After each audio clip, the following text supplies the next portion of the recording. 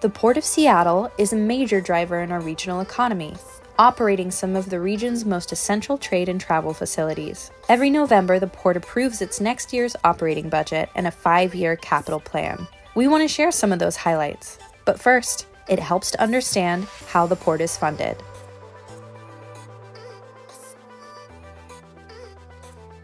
Approximately half of the port's funds come from operating revenues and from fees from tenants who lease our facilities. Fees include real estate and tenant leases at port facilities, marine terminal leases, and moorage fees at marinas, airport landing fees, and passenger facility charges.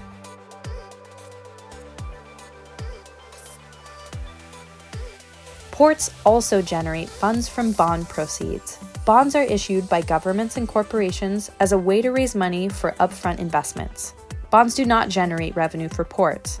Instead, they provide a way to finance major, long-term investment in infrastructure, which are then paid back over time with future port revenues. The port also receives grants from other local, state, and federal governments, particularly for capital projects, improvements to make freight routes safer and more efficient, and decarbonization projects.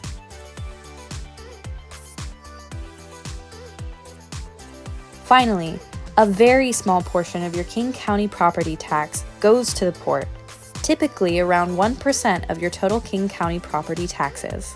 That tax revenue makes up approximately 4% of the port's annual funds. In 2022, the average King County homeowner paid an estimate of $78 per year. The port uses these funds to pay for bond debt service, capital projects, and investments in the community to improve the region's economy, environment, and equity. Programs funded by the Port Tax Levy, such as the South King County Community Impact Fund and Duwamish Valley Community Equity Program, were designed to focus first on the communities that were historically overlooked.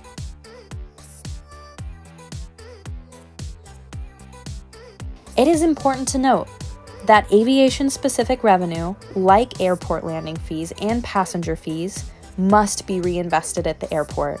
This is federally required, and it helps ensure that the airport is essentially self-funded.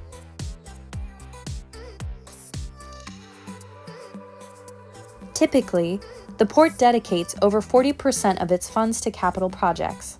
Right now, we are spending almost $1 billion a year at the airport on our Upgrade SCA program. Featured Upgrade SCA projects include improvements to the ticketing area, expansion to our Sea Concourse traveler amenities, relocation of one of our TSA checkpoints to provide more queuing space, and adding lanes to the congested airport drive.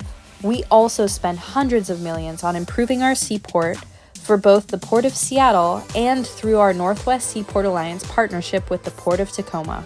These projects include building out the second berth of Terminal 5, adding clean electric shore power for cargo and cruise ships, and improving facilities for maritime industrial customers at Pier 91 and Fisherman's Terminal.